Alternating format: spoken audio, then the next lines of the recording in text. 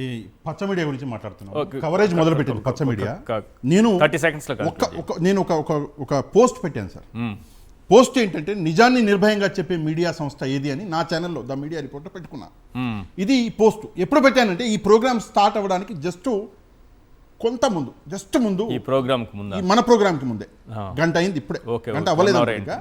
ఈ పోస్ట్ ఒకసారి మీరు చూస్తే గనక కొంచెం జూమ్ చేయగలిగితే నేను అడిగిన ప్రశ్న నిజాన్ని నిర్భయంగా మాట్లాడేది ఎవరు, ఏ ఛానల్ అని చెప్పేసి ప్రశ్నిస్తే దీని ఆన్సర్ చూడండి సార్. సిగ్గుతోటి పచ్చ మీడియా తలదించుకోవాలి. ఎందుకంటే ఇది నా ఛానల్లో నేను అడిగిన ప్రశ్న ఏది నిర్భయంగా మాట్లాడుతుంది ఛానల్ అంటే 93% ప్రజలు సాక్షి అన్నారు.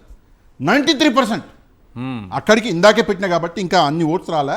రేపు పొద్దుటికి ఓ 30-40 వేలు దాటుతుంది. 500 అని వచ్చాయా ఇప్పటి వరకు? అంటే 1000 దాటి పల్స్ తెలుస్తుంది కదా. అదే పల్స్ తెలిసిపోయింది.